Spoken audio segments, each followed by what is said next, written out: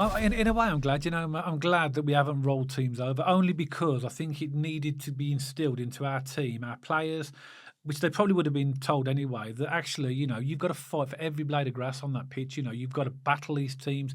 You might be skillful, you might be good players, but you've got to win everything, in terms of your own personal battles. And I think we that's good, because no team has given us an easy ride. So our players are going to know what they've got to do now to go into games.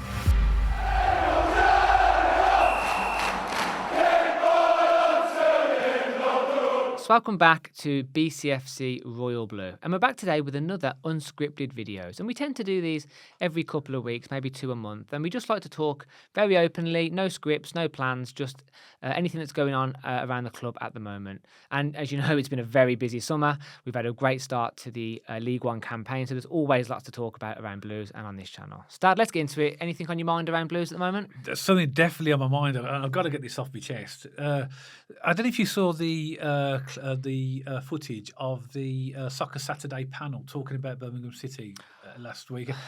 Courtney Sweetman-Kirk, she was talking absolute utter nonsense. If you're watching this, Courtney, you were talking nonsense. You need to do. These pundits have to research the clubs before they start spouting nonsense that goes out to the nation, where everybody could believe what she actually said. She said so many things that were actually incorrect. She said we spent 30 million. Now, nobody knows exactly how much we spent, okay? And even if we did spend that much money, that's replaced a whole squad. It's not just on one player. Okay, rumours are that Jay Stansfield with add-ons will cost up to £15 million. That means we spent 15 million, which is still a lot for League One. We're not disputing that. But it's made out that, that we spent all this money, and suggested that, that was virtually blown. It was the context and the way she said it. She made it sound like we were the Chelsea of League One, like blowing all this money for no reason. And the really thing that griped me, fair enough, that did wind me up a little bit about the money. But what got me even more wound up was that she said the owners have no credit in the bank with the fans. Yeah. That's crazy. That is absolutely crazy. I've never known, and I've supported Blues. I'm nearly 60. I've never known owners as popular ever in my whole lifetime at Birmingham City. So what the? I honestly, I nearly threw my coffee at the telly when she said it.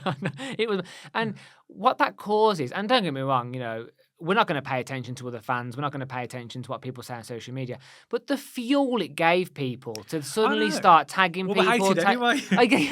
We're not liked anyway. We don't need any more ammunition, Courtney, people to fire it in our direction. So it wound me up on so many levels. I'm glad you raised that, actually, Dad, because what are these pundits getting these jobs for? They clearly aren't vetted. They clearly aren't doing their research. All it would have took, what do you reckon, 2 minutes on Google to figure out what's going on at our club? It wouldn't even take that. Nowadays you can research anything really quickly. She also said as well, which she said that, they have to make sure they get the right characters in the building. And if you're anybody from Sky is watching this who selects your pundits, you make sure you get the right people in the building. Because I think that if you've got pundits that are just spouting absolute nonsense, it puts people off. And like you said, we've already got a target on our back already. All she's done by talking that absolute nonsense has put an even bigger target on her back, because unfortunately people are going to believe what she's saying. It was absolute nonsense, and I couldn't believe what I was watching. And I thought to myself when I was watching this, I've got to get this out on unscripted. I feel better after this. I feel better. It's like therapy. This is. Are you using the unscripted format for a therapy session? It's a therapy session, yeah. Next unscripted, you'll have a couch. But no, in all seriousness, it's they've got to research properly, and if they produce this unresearched speculation, all it does, it just creates this misinformation that people believe that, and like I say, they say we spent like £30 million, but, if you work that out on 17 players, okay, there was a big chunk on Jay Stansfield, and we did spend other money on other players, but we got, there was some players. Complete squad rebuild? Yeah, it was a complete squad rebuild. So anyway, that really frustrated me, and I thought, that's just, it has to be said. It has to be said. I mean, obviously, the Blues fans were really saying what we were saying on social media, but in a slightly different way. Yeah. But yeah, anyway, that was really bad. Obviously, Dad, we're a family podcast, so we will never swear on this podcast. But the FEA from Wagner says it all. It doesn't matter what people say. It doesn't matter what people do. We're Birmingham City. successful clubs are always hated, and we're not quite there yet in terms of where we want to be in terms of end goal. But people will dislike us along the way. We're spending large amounts of money. Let them say and think what they want in all seriousness. But what was a little bit more annoying about that was it was from a professional pundit. It was from a credible Sky. They charge a lot of money for a lot of people's monthly bills. So to hear it from that broadcasting channel, to hear it from a professional pundit was particularly annoying. But you know what, Dad? Who cares? Let them talk whatever they want. We're Birmingham City. We don't care. Yeah, but we've got a podcast as well, haven't we? So it's our opportunity to respond to these types of things. Yeah, so another thing as well, Matt, I don't know what you feel. I'm really glad the transfer window's shut. Yeah. Firstly, from the point of view is that we've been doing videos for new players, virtually every couple of days. So we've been busy doing that, which we enjoy, but that's obviously finished now. But secondly, I think the most important thing is now the transfer window's shut. It allows the team to settle down. Yeah. So that Chris Davies and his coaches can now start to work with them. Because if you've got players coming in every couple of days, it does disrupt the squad, doesn't it? Now, of course it does. So now we've got more of a settled squad, and I think that's I'm really happy that the window's finally shut. I agree, and we've said for many podcasts now, haven't we, Dad, that we're still waiting for that click and that gel with the team. I think with the transfer window closing, it accelerates that process because Chris Davies has got his team, he's got his men, he knows what he wants, he can work with them now day in, day out. Because you're right, don't get me wrong, the transfer window's fun, the speculation's fun, but if you're Chris Davies and you want to work with your team and get this click and this gel, you don't want to be responding to speculation all the time. You don't want to be, as you say, having a new person come in every week. And that's what it was like this transfer window because we needed it because it was a squad rebuild. But I'm very relieved it's closed. I'm glad business is done. I'm buzzing with the transfer window. I almost you couldn't have written a better one on paper, really, could you? We've beaten championship teams to championship quality players. They really have put their money where their mouth is. They've splashed cash in the right areas, I think. They've added 2 players per position, pretty much. Would you say a few more in some positions? Yeah. So there's good depth. Don't forget though, as we said, though, we did lose a lot of players as well. But we have got now at least 2 high quality players in every position as well. Here's a question for you as well. Actually, I've just thought, obviously a lot of speculation about this, but do you think that we overpaid for Jay Stansfield? If you're going to look at it short-sightedly and say Jay Stansfield, 2024 Birmingham City, 12 to 15 million, did we overpay 3, 4, 5, 6 years' time from now? I don't think we did, because I think as the club moves forward, his value will move forward, and I've no doubt he's a clinical goal scorer, so his value will only go up. I could see us, and I don't ever want to sell Jay Stansfield, but if that day comes, if we sell him, let's say we're in the Premier League, his value will be 20, 30 million plus. So actually, it's good business, but did we overpay in this moment right now? I would argue possibly we did. Yeah, I think we did as well, but I think there was a number of factors to that. Firstly, Tom Wagner really wanted Jay Stansfield for the fans. It was almost like a gift to the fans, and thank Tom Wagner for getting Jay Stansfield. But also as well, it is 15 million. Let's say it's 15 million. Yeah, round it up. With add-ons. We don't know the full figure, but we'd say 15 million. We've got him on a 7-year contract. So actually his value depreciation is going to be low because it goes over 7 years. You can pay 2 million a year. Yeah, and so when it comes to factor into our end-of-year accounts, his depreciation per year from 15 million over 7 years, only about 2 million depreciation a year. So next year he's going to be worth like 13 million, 11 million. So he's actually an asset to the club. Yeah. But really clever business. It is really clever, but people don't understand. I think a lot of people don't understand how how financial rules work. I don't know the detail. I don't want to know the detail, but I know about the depreciation, about how they value players, and that's a really good thing. Yeah. And the final thing I'll say about the transfer window, I think I've only just recovered my sleep from that night that we got Jay Stansfield. I was shattered. It really was an emotionally exhausting night, that was, and I'm so glad we got Jay Stansfield. And finally, me and you, Dad, can get a little bit of rest.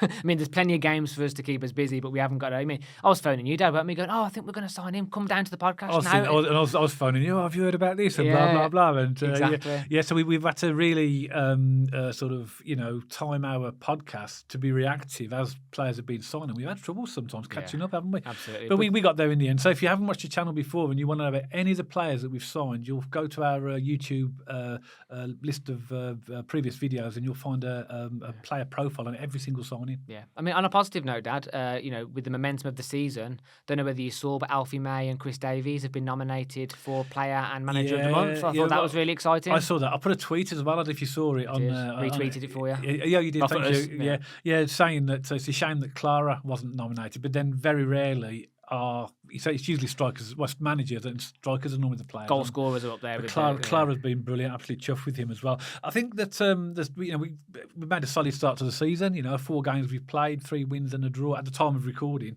We've got Wrexham coming up next, and we've just previously, the day before, yesterday's video was a preview of the match. So everybody's looking forward to that. Can't wait. We are picking up a few injuries, but I'm less concerned now because of the strength of our squad. Yeah, so we've got obviously shouldn't be too far away, but coming, I presume soon back in training would be Lee Buchanan. Ethan Lairdy's out at the moment.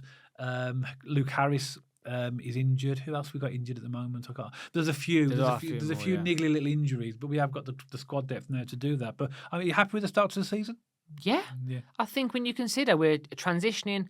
There's 2 transitions. We're transitioning to League One because it's a different style of football. It's definitely more physical than it is more technical in the Championship. That's one transition. So that takes time. We've spoken about Leeds coming down last year and Southampton and taking time to adapt to the Championship. We have to do that in League One as well. So that's one transition. And the second transition is 17 players coming in. So considering 17 new players, a completely new league and style of football to get used to. We can't complain, can we, with the opening few games of the season? I think the first few games have really shown us what League One's about. We haven't won a game easily. Every team has updated, and they have. Leighton Orient, they played all right against us in past, and they're rock bottom of the league with no points, no wins. Wickham played all right in patches against us. I'm very impressed with Wigan and both Reading as well. Yeah, same. So they then these are teams that have come to us and basically we've got nothing to lose. Wrexham will do the same, and so will every team that comes to us and we play. Effectively, the pressure is on us on every game, isn't it? Because we've spent the money. We're Birmingham City. We've got the biggest stadium. Have we got the biggest stadium in the league? Yeah. I thought Charlton might have run as close. No, we're the biggest. So we've got the biggest league, biggest stadium in the league, biggest budget. Everyone's going to want to claim the scalp of Birmingham City, and that brings with it a big performance from a lot of teams. Even the Wigan manager, I think the Reading manager as well, said that's the best they've seen their teams play for a long, long while. So it's clear that it works, that the mentality of the cup final mentality. In a way, I'm glad. I'm glad that we haven't rolled teams over, only because I think it needed to be instilled into our team, our players, which they probably would have been told anyway, that actually, you've got to fight for every blade of grass on that pitch. You've got to battle these teams. You might be skillful, you might be good players, but you've got to win everything, in terms of your own personal battles. And I think we that's good because no team has given us an easy ride. So our players are going to know what they've got to do now to go into games, because sometimes there's a bit of a shock when you come down after a lot. You mentioned like the Leeds and Southamptons when they came down to the Championship last season. Takes a time. Yeah, but I think I'm pleased. I think most Blues fans will be satisfied with the starters. We can't not be really 10 points out of 12. And I think it's 10 points out of 12 when it's clear we're adapting to Chris Davis' style of football. 17 players are still having that time to gel, and we're still finding ways to win games. So we're only going to get better every game that goes on because more time on the training pitch, more experience on the pitch in terms of these players gelling, getting to know each other. We're only going to get better with time, so we cannot complain with 10 points out of 12 start of the season. I think watching the team as well play now, obviously, when we've got the ball, it's very attractive football. It's, it's good, but playing at the back, I think it just gives you a heart attack, doesn't it? But that's a part of that type of football. So everyone does it now. Yeah, exactly. So, and I think as we get better at it, we're going to obviously cut out a lot of these silly mistakes. And I think we will start getting clean sheets, but it might take a little while as well. I don't know what you think as well. I mean, 4 games in now into the league. We've obviously got knocked out the Carabao Cup by Jay Stansfield, and we're in the AFL Trophy. But I think the feel-good factor is as high as it was at the start of the season. People, obviously, after the transfer window closed, I think the fans are generally, Birmingham City fans are generally upbeat and still optimistic about the future. Absolutely. And we have every reason to. We've got fantastic owners. We've sold more season tickets than ever in recent years. We're getting sellouts, majority of home games at the moment. It's a brilliant time to be a Birmingham City supporter. But I just want to jump back on a question, Dave. You mentioned about the league and the cup. Obviously, we drew to Walsall, but they got an extra point for the penalty shootout, whatever's going on with that cup. I don't know. What are your thoughts on that cup? Do you think we should have a real crack at it? Do you think we should be running a second team? What are your thoughts on that that cup in general? Oh, well, yeah, we go for it. I agree. We should go for it. And we say if we play our second team should be capable of actually winning that trophy. in terms of the depth of our squad. It's a day out at Wembley. Why not? You know, and I think that I don't think there's any point in being any competition. I don't like it when, like, you know, and I never have, when Premier League clubs disrespect the competition by putting all their youngsters in, basically saying we don't care about this competition, just play the game. Under 21s. Yeah, but I think, you know, for us as a club, you know, imagine a day out at Wembley for our fans. love it. Oh my word. I'd Wouldn't love it be amazing? So yeah, I hope that, and I think Chris Davis will. I think though, against Walsall in the first game that we played in the EFL Trophy, which is the only one we've played so far, I do think he used it as a test bed. Yes, he did. Of course he did. And yeah, fair enough. That's fine.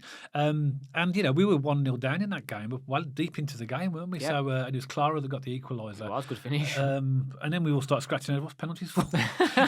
we didn't, but obviously, and then we went home and read all about it. We just turned up watching a football match, and then suddenly there was a penalty shootout. So what's this? Anyway, we know what. Some fans were commenting, going, "I can't believe we got knocked out by Walsall." They thought it was an immediate knockout, not a league system. So I think there was a really lack of knowledge. Well, some fans didn't even know there'd be penalties. They said they'd commenting, I listened to the penalty shootout in the car on the way home. And wonder what's going on. Where's the penalty shootout come from? Anyway, it's a weird competition, but nevertheless, ultimately, at the end of the day, it's a final at Wembley. Absolutely. And if we can get out a day out at Wembley, oh my word, that'll be absolutely amazing. I can feel a live podcast from Wembley coming along. Getting ahead of ourselves because obviously we got to get there first. But overall, the feel good factor there. You know, it's a long old season, isn't it? It is. You know, it's a lot. We know we got a long season ahead. I think we've set ourselves up with our squad now to do well this season. Yeah. And I still think there's going to be bumps in the road. I keep saying this in podcasts. You know, we're not going to go through the season without dropping points and losing games. Of course we will. Yeah. Every team does.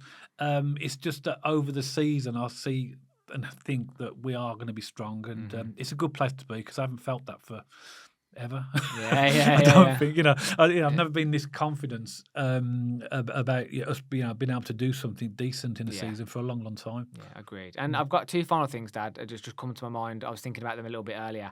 One, there's a great channel on X. It's called BCFC Archive. Yeah. Don't know whether you watch this channel, BCFC Archive, but if you do, you do a fantastic job. Please keep up the great work. And I saw I saw two clips this recent week, Dad. One was Clinton Morrison at the Stadium of Light in our first promotion season, and he scored in the 89th minute, and it just threw me back. It was me, you, your friend, and Joe Wernick. Absolutely great. And there was another one where Heskey scored at Craven Cottage against Fulham. I think that was our second or third year in the Prem, and again, it just sprung back all those memories. But BCFC Archive, they put videos on from the 70s of West Ham against Villa, and you know, they always posting all these archive What are they in West clips. Ham Villa? As in Blues West Ham, Blues Villa. West Ham versus Villa. That wouldn't really interest me at all. unless West Ham actually won 9-0 or something. I'll watch that. No, Blues West Ham, Blues Villa. Okay. So they do just a one for you, Dad. You remember those, you know, goals and those great memories on the road, isn't it? Following this. I remember there being the Stadium of Light. Brilliant. Yeah. I remember a late goal years ago when I took you as kids against Fulham as well, when we scored in the dying seconds of that game as well. Good memories. Great memories, isn't it? Yeah. So as always, Blues fans, we'd love to hear your thoughts. What do you think about some of the things we've discussed today? Did you see what Dad mentioned earlier on about the Sky coverage and the pundit and just the, you know, exaggeration, some lies thrown in there? It really was, you know, frustrating to see. And but please, if you like this video, don't forget to give us a thumbs up. And if you do have any thoughts or comments on the video, please drop us a comment in the section below. Me and Dad love reading everything that comes in and getting around to those as soon as we can. And we have social media channels now. We have an X page, an Instagram page, and we're also on Spotify if you want to go over there and give us a follow.